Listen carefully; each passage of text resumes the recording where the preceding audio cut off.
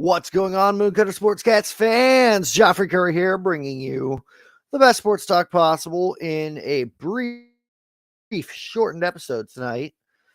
There's been a lot that's been missed because my work schedule has been insane. Forgive me, by the way, I am already a bottle of wine deep because I get one day off every 14-day cycle right now. My last day off, I had stuff to do, as did I the week before that. So right now, I have been working every day for about a month and a half straight, which might explain why we've not done an episode of MoonCutter SportsCast since the week 5 of the NFL season. I apologize for that. There's been a lot going on in the world of sports. Hockey's big right now. Big return tonight. Charlie McAvoy gets a goal in his first game back for the Bruins and has been lighting it up on the ice from what I've seen. Evander Kane. Let's talk about him for the Oilers because I don't know how many of you have seen this, but he about had his wrist slashed off. Got hit to the ground against the boards, and I don't want to say the wrong name here, but the player for the Toronto Maple Leafs they were playing against, Pat Maroon, skated past him, and his skate made contact with Evander Kane's exposed arm and slashed it pretty badly.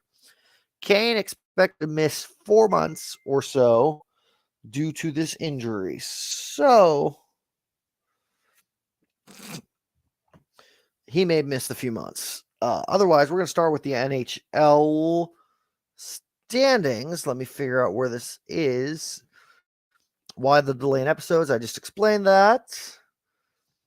NHL standings and news. I gave the Evander Kane situation. Let me bring up the NHL standings as we speak. Currently, we got most teams having 13 or between 12 and 15 games played. Sorry, 11 if you're the Avalanche or Blues. Starting in the Pacific Division, in last place with a record of 4-9-1, you got the Ducks. 3-8-3, you got the Sharks. 4-7-3, you got the Canucks. 5-5-2 for the Flames. 8-6 for the Oilers. 8-6-1 for the Kings. 8-4-2 for the Kraken, who are in second place in the Pacific. They are off to a much better start than last year. Their sophomore season might be a success if they continue the momentum they've got going. And then, unfortunately, leading the Pacific, we have what is probably my least favorite team in the league. With a record of 12-2, having 24 points. And let me double check here because I believe they actually are first place in the entire league right now. They are the Vegas Golden Knights. Roger Goodell's wet dream. We finally, after a little bit of technical difficulties, have Dante joining the stream. What is up, my friend? What's going on? What's going on? As you tie up the Jesus locks. Of course, always got to tie them up. I'm right now just going through the standings for the NHL real quick, and then we will give the huge announcement. Oh yeah. For the Central, at the bottom of the barrel, you got the Blues at 3-8, the Predators at 5-7-1, the Coyotes at 5-6-1, the Blackhawks at 5-5-2, making them an even 500, as well as the Wild with 6-6-1. Coming into positive territory, the top 3 spots, you got the Avalanche at 6-4-1, the Stars at 8-4-1, and leading the Central right now, 8-3-1, Winnipeg Jets. Moving to the Atlantic, over in the Eastern Conference, bottom dweller Senators at 4-8, who honestly I expected to start this season much better than they have, given how many blockbuster moves they made in the free agency. They are the only team with a losing record at this juncture for the Atlantic because the Sabres are 7-6. The Canadiens at 7-6-1. The Lightning at 7-5-1. The Maple Leafs 7-4-3. Panthers 8-5-1. Red Wings 7-3-3. And first place in that division, we got the Bruins at 11-2 with 22 points on the board. And to my favorite division, the one that's usually the toughest, the Metro, the Blue Jackets bring up the rear with 3-9. Penguins with 5-6-2 for 12 points. Can we talk about the fact that they just came off of a 7-game losing streak? Picked up their first win last night against Washington. 7 games lost in a row. That is the longest losing streak they've had in the Mike Sullivan era. Yeah, pretty crazy. I mean, to be honest, so sometimes you have those rough games. Nice to get it, squared away early. Try to get some wins. I'm going to say, unfortunately, I'm not very surprised by this, given that when we won the back-to-back cups in 2016, 2017, Penguins were among the youngest teams in the league, roster-wise, median age. Well, the shoe's on the other foot, because right now, with this season, the Penguins are, with median roster age, actually the oldest team in the league. Right. Would you say? I said right. It's funny how that worked out. But anyways, the other 6 teams in that division, the Capitals at 6-7-2, the Rangers with a actually winning record of 6-5-3, Flyers at 7-3-2, Hurricanes at 8-4-1, Islanders at 9-5-0, and one of the teams that was a bottom dweller last year that's actually been coming at it with some serious heat this year, leading the Metropolitan Division after 13 games with a record of 10-3, giving you 20 points. You got the New Jersey Devils. Talk about a bounce back. Yeah, you got a strong team this year for sure. Definitely. There's not much more to talk about. I already touched on the return of Charlie McAvoy tonight for the Bruins and the Evander Kane injury. But since you're on here, let's go more into that. Did you see the puddle of blood that was on the ice as soon as he got up? I didn't see it live. I seen it in a replay, but yeah, it's tough. It's been all I can say is hockey's one scary sport, dude. I've said that for a long time. Those blades, man. Blades, anything, you can get messed up real bad. Yes. I don't know what else to say about it, because it breaks my heart, because I actually drafted him and he was supposed to be one of the linchpins of my fantasy team. And now it looks like I'm leaving him on the bench on IR for the rest of the year and hoping that he's worth keeping next year. Yeah, it's gonna be. If I'm not mistaken, he's only on a 1-year. He's only on a 1-year deal.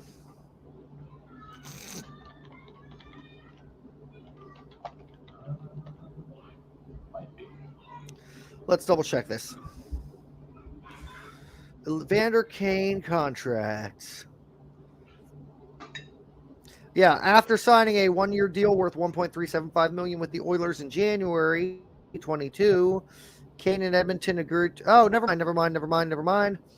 He's safe. He will be with Edmonton when he gets back from his injury, no matter whether it lasts from the rest of the season or not, because he is currently on a 4-year deal that carries an annual average value of $5.125 million. Hell yeah. But I already said that I am a bottle of wine deep, so I am a little bit extra happy right now because of me having my 1 day off. Hell yeah. So let's move on to the next topic of discussion here. The landscape changing announcement. So y'all know me from the very beginning, and that I am the one piece that has been here for every episode of MoonCutter SportsCast. I mean, hell, the show is actually to a point named after me. I mean, those of you that have listened know that I used to be involved in professional wrestling, and that Ryan Moon was my ring name, and the MoonCutter was one of my finishing moves. Well, it's weird to say that moving forward, Ryan Moon, yours truly, will not be the king piece of MoonCutter Sportscast anymore. When you love something, you gotta take a step back and let it blossom and grow on its own like a child. And that is what I've made the difficult decision to do. I admit that with everything going on with RunningForce Productions, trying to get more shows launched, the fact that I've recently launched alongside my good friend Kate, the Wayward Guns Rewatch podcast, as well as not having the time to devote to following all sports as much as I'd like to, I've made the difficult decision to take a back seat with MoonCutter Sportscast and give my baby the best hands possible to let it succeed. And that's where this guy comes in handy. Hey. Because I will still be involved with MoonCutter Sportscast moving forward. I will still be here as much as my hectic schedule will allow, but to make sure that we can have a weekly show and have the most focus on sports as possible, I've made the difficult decision that as of tonight, after this episode, I am handing the keys over to my man Dante. So the new host of MoonCutter Sportscast will be your own Dante Yobst. How's that make you feel, buddy?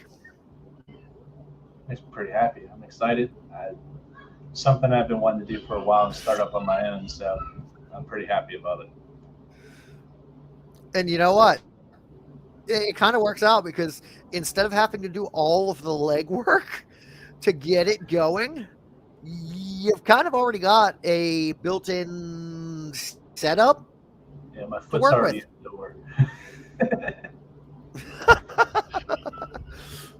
So hopefully moving forward, Dante is able to give you guys a more consistent schedule than what I was able to. He and I, for the next couple days, have a lot of paperwork to figure out. Well, not really paperwork, but like computer things to figure out to let him figure out and me show him how to use the software that we have. Sorry, I'm realizing I'm looking like I'm Italian as hell right now by talking with my hands, but I got to get Dante connected with the Twitter so that can be more utilized. I got to get him the admin codes for our StreamYard account and show him how to flip back and forth between brands and whatnot. But I have a feeling he's a lot more computer savvy than I am, so I like where this could go. I agree. It's going to be fun. I know we don't have much time, but I did want to go through the NFL standings right now and talk about big storylines going on in the league and touch on as many of the Week 10 games as we can. Let's start with the conference that you and I care least about and just fly through that. NFC South. You got the Buccaneers leading with a record of 4-5. Falcons at 4-5 as well.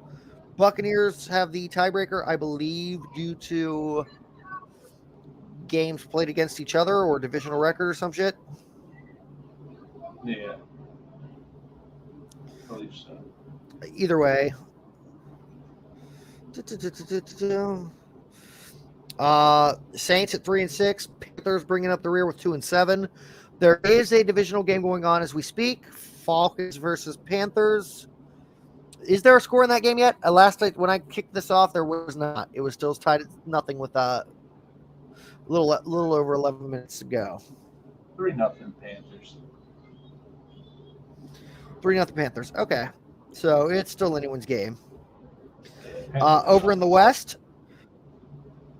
Over in the West is the division that I am most surprised by, standings wise, because the Cardinals are at 3-6.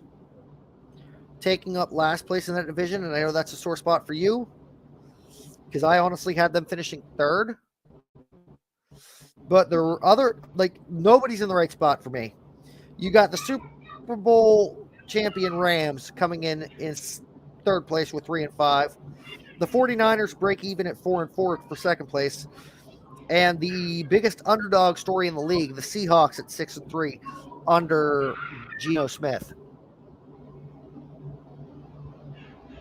In the North, you got the Lions, who would have guessed they'd be in last place? They always are, at 2-6.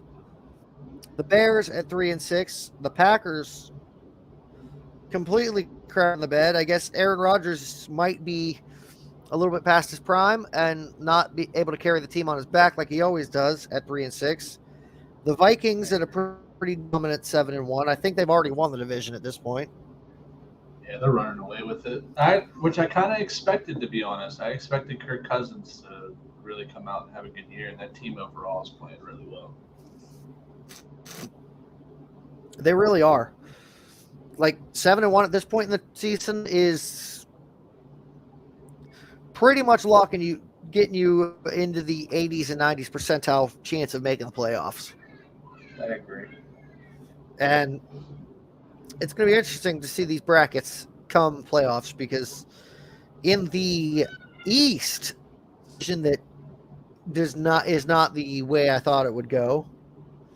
Yes, I had the Commanders to come up in last, which they're living it up at 4-5.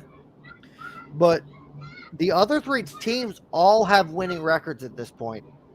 The Giants at 6-2, tied with the Cowboys, though the Cowboys have the tiebreaker. I'm trying to see where that comes in. Unless they've already played each other once. I'm not positive, but the only undefeated team in the league at this juncture, 8-0, and I can't believe it keeps continuing, but the Philadelphia Eagles are dominating the NFL this year. I agree. I'm going to say I think everybody's got the answer. I think Jalen Hurts has shown that he's really that guy, and I tried to tell people that for a while, but nobody believed me.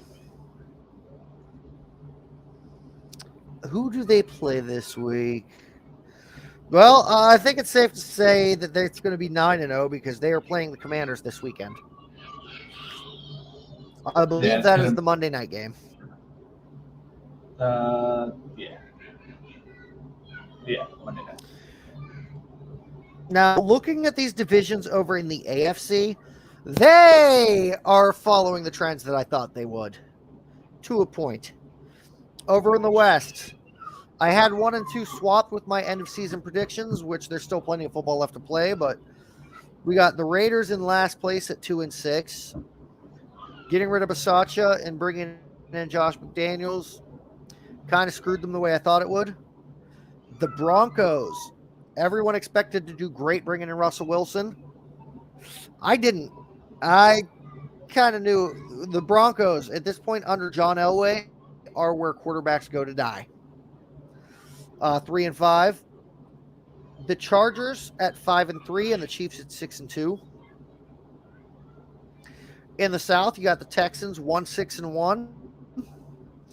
Jaguars 3-6, Colts 3-5-1, and the Titans at 5-3. That division is pretty much exactly the order I thought it would be in.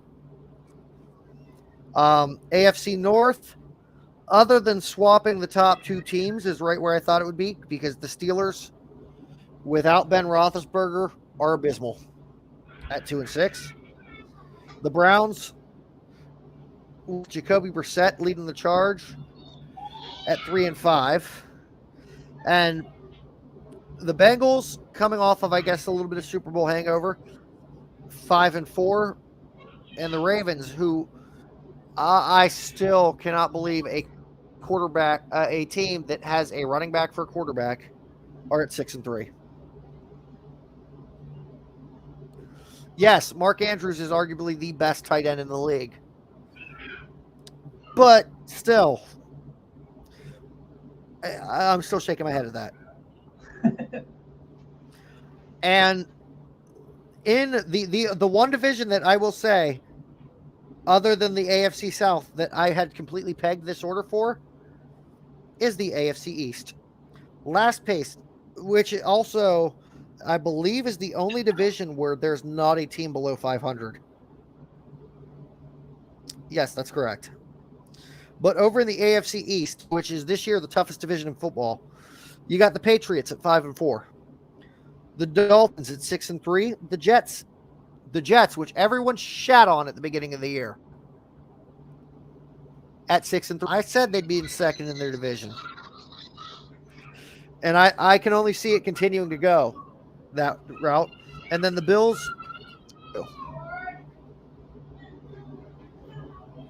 Yeah, no, I agree, but I think to be honest, I was a little bit skeptical about the Jets considering how many rookies they had. I think that was one of my biggest concerns. Other than that, I think their team has always been, I don't want to say solid, but they had the pieces. You know what I mean? Like they didn't, adding Brees Hall was an amazing point. Even with his injury, going out and getting James Robinson to, help with Carter, I think that's a great spot for the rest of the season. Wilson's been playing really good. Garrett Wilson, not Zach Wilson. Zach Wilson's. But okay, Zach, yes, really has had some questionable moments. Yeah, well, Garrett Zach Wilson's has definitely had some questionable moments. He's 50-50. But I will say, in the game this week, which was the big upset of the season, so when the Jets beat the Bills 20-17, I gotta give him credit where it's due. Yes, Zach didn't look flashy or fucking steal the game, pardon my French. But at the same time, he did absolutely nothing wrong during this game, and that's all that we need. I agree. We don't need him to go. We don't need him to steal the show. We just need him to not fuck up. And in this game against the Bills, he did not fuck up. Yeah, I completely agree. And I say that, like I said, that defense is just looking really good. I mean, Sauce Gardner is just he's that man. I'm gonna say that was a really good pickup for them in that defense. Oh yeah. But I knew he was gonna play good, but to see him playing the way that he is right now, I couldn't have predicted that at all. Man's going crazy. Not at all. 4 catches for 28 yards with all the names that he's going up against right now. Insane. He's only given up 4. Yeah, he's only given up 4 catches for 28 yards or something like that to Jamar Chase. All the big names in the NFL that he's played so far. He's only given up 4 catches. Like, that's crazy. I mean, he was also paired up with Stephon Diggs this past Sunday. Yeah, but he didn't play. He wasn't watching him the entire time. But still, it's still a really good stat line. Like you mentioned, the rookies, how you were concerned about them.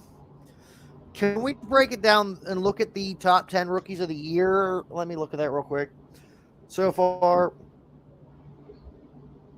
top 10 rookies. Because I was looking at this and loving it because the rankings I had like I'm looking right now.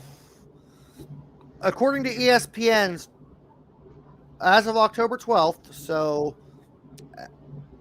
oh wait, shit. I need a more updated version of this.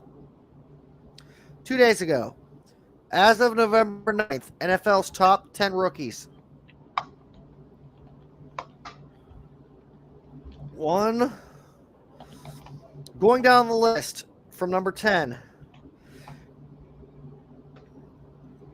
Where is it? Drake London for the Falcons. Number 9, Tyler Linderbaum for the Ravens. Number 8, Aiden Hutchinson for the Lions. Number 7, Jack Jones for the Patriots.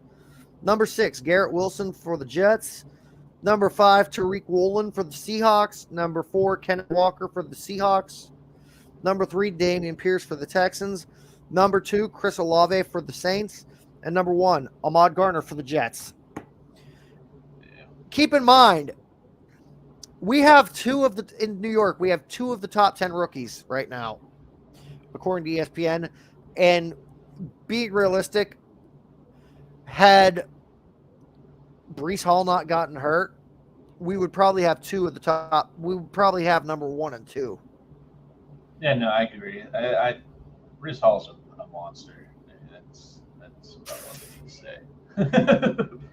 Dude's a beast. I know you said what time did you say you have to be off here to go to work? A few minutes. I gotta get ready. You got a few minutes? Well, Yeah. private chat? What did you say? Gotta hop on 5 minutes. Okay. Well, let's give our quick rundown of predictions for the week.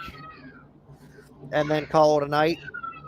And then tomorrow or Sunday at some point, we'll have to get back on here and I can start showing you some stuff. But right now, we got Falcons versus Panthers. You said Falcons are currently up 3-0. Panthers are up 3-0, and they just got the ball back.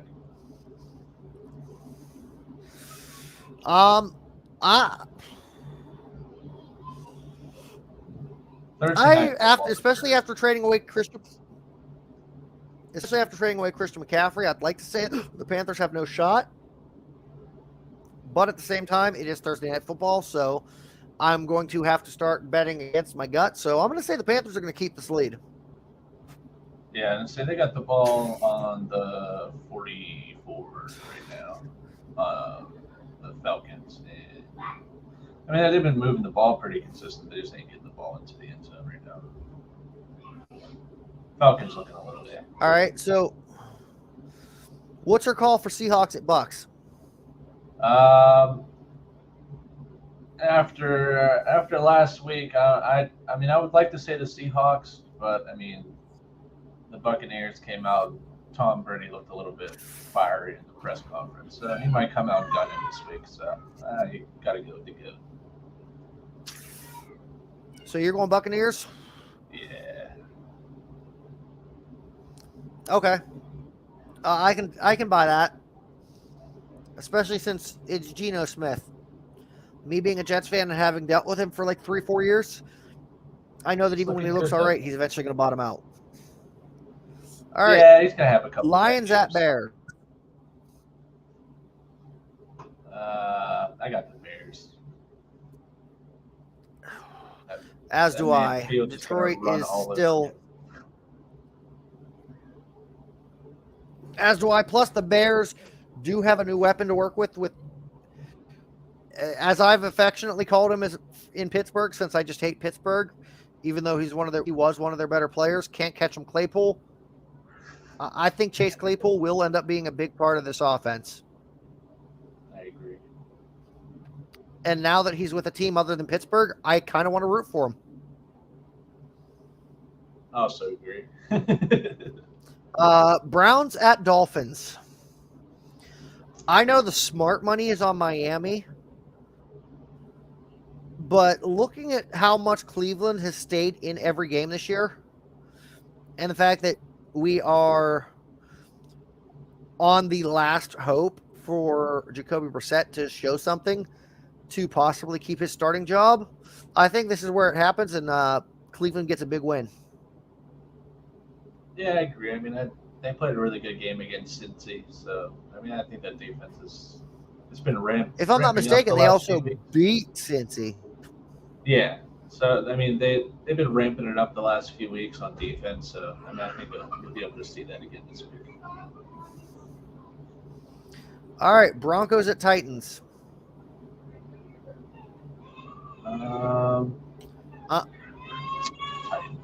I'm sorry, but Russell Wilson has not looked good. I'm going with Tennessee.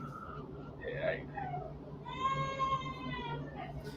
Vikings at Bills. This is going to be a tough one for me because both teams have looked freaking great, other than Buffalo last week.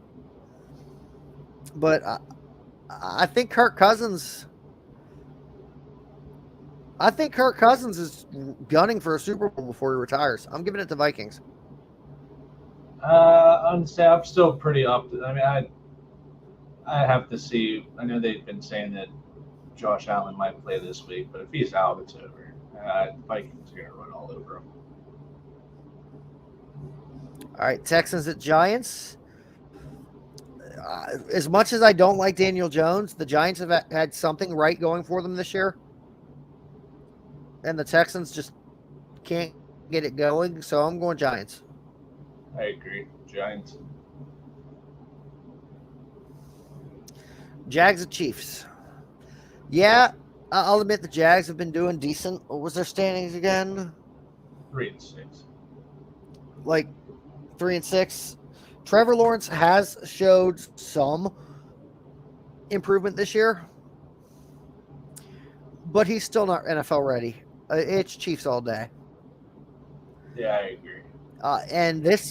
And for those of you that play fantasy football, given that the Chiefs are probably going to run away with this game, if you were lucky enough to take Pacheco, this is the week to start him. Yeah, I can see that. I mean, I don't know. I'm still pretty torn on that backfield. I mean, they're splitting the share literally 33, 33, 33. Pacheco's the main star back. McKinnon's the third down Quote back. unquote starter, yes. Yeah, and then Alaire's the short down back and red zone back. So it's really hard to even root for anybody in that backfield right now. All right, Saints at Steelers. I'm going with the Saints. I mean, they might not look amazing right now and all that, but the Steelers are just trash. So it's not even fair. I know you and I kind of already had a little bit of a debate about a certain player on the Saints roster today. We're not going to go into it. But yes, I agree with you. The Saints are going to take this one. I agree. Colts at Raiders. As much as okay, I was going to say I thought I was making a hot take taking the Raiders, but okay, we're in agreement. Moving on, Cards at Rams. They've looked pretty terrible so far this year, but there's a reason they won the Super Bowl last year. They've only lost one or two pieces, and I think it's more of the Super Bowl slump. Eventually that wears off. I'm going with the Rams. I gotta stick with my boys. I'm going Cardinals. You want to put 20 on it? No. So he's going to take the Cardinals, but he's not confident. Okay. Nope. Cowboys at Packers? I'm sorry, but how about them boys? I agree. Defense is crazy right now. Not to mention, it's only a matter of time before Michael Gallup gets going, and he's been back for since week 3, and still hasn't shown much. It's about time. Besides that, Tony Pollard's going to keep playing his ass off as long as Zeke Elliott's not around to earn the starting job. I still feel like Zeke Niners. Should have been traded. Still felt like he should have been traded at the deadline. I agree. I think Zeke for a top-tier tight end would have been not even a top-tier tight end, but an improvement over Dalton Schultz at tight end. Yeah, I agree. But Chargers at Niners. I have to go with the Niners on this one. The only reason why is the Chargers are having a hard time getting anything started in the beginning of games. And when you're playing against Christian McCaffrey, especially in the beginning of games, he's utilized so much in the first half. I feel like he could probably get a touchdown or two this game, especially the way the Chargers defense is played. That's where I wanted to say yes at first. But my thing is, every week that goes on past that week 2 injury, or since that week 4 injury, Herbert's definitely been looking more and more closer to his old self. I don't know. I can't bet against the kid. I think he's definitely one. I think he's among the young guns. Probably the best quarterback drafted in the past 5 years, not named Josh Allen. Yeah, I mean, he's definitely a solid quarterback. I mean, he's from Oregon, so I'm always going to cheer for the guy. But, I mean, like I said, just the last 2 weeks, I mean, if Quack, you look quack, at just motherfucker. hell yeah, if you just look at, like, the last 2 weeks, like, they didn't even get really anything going until almost the second half. So, I mean, I guess a defense like the 49ers, I mean, you really you gotta bring it. If they don't, it might be a little bit of a rough game. That's just my take. Yeah. Let's hope Austin Eckler has eaten his Wheaties coming into this weekend. Yeah, I hope so. I'm praying. I need something. I need a miracle. And then down to the Commanders at the undefeated Eagles. At this point, I'm almost wanting to pick anybody playing the Eagles because 8-0, that's not going to last. But Yeah, I agree. unfortunately, the Commanders just ain't the team to do it. I'm taking the Eagles. I got the Eagles by 60. I'm just kidding. 27-7. Quite reasonable. Unless Jalen Hurts gets hit by a Yeah. car before the game. Yeah, right. It's about all you can do right now. But otherwise, yeah, it's going to be an interesting weekend for football, and it's going to be interesting future for MoonCutter SportsCast. Oh yeah. My friend, this is the last time I'll say this is the main host. Keep in mind, I will still be involved as much as humanly possible with my hectic schedule, but this is Geoffrey Curry being joined by for the last time my co-host Dante Yost. Get ready to sign off. You can follow me on Twitter on my personal page at TJEJoker. You can follow Dante on his personal / music production page at Ruski Beats. Make sure you're following MoonCutter Sportscast itself on Twitter. And to help us get things rolling for monetization and to get to the point where we can start giving you guys a better product, the most important one, like and subscribe to RunningForce Productions. It's that logo up in the upper right corner of your screen. Just do a quick search on YouTube, RunningForce Productions. RunningForce is one word. When you find that logo, subscribe to that channel, allow notifications, follow everything that's coming, because not only do we have MoonCutter Sportscast that's going to be back and running on a regular basis again, but we've already got the second show on the network, Wayward Guns Rewatch, which is a episode by episode recap and deep dive into the lore and mythos of the creatures faced across the series Supernatural. So there's a lot to love, and there's more to come as soon as I get a few more connections going here. So definitely like, subscribe, and allow notifications for RunningForce Productions. Once again, this is Geoffrey Curry alongside, for the last time, my co-host and moving forward, the new host of MoonCutter Sportscast, Dante Yost. Signing off. And to all,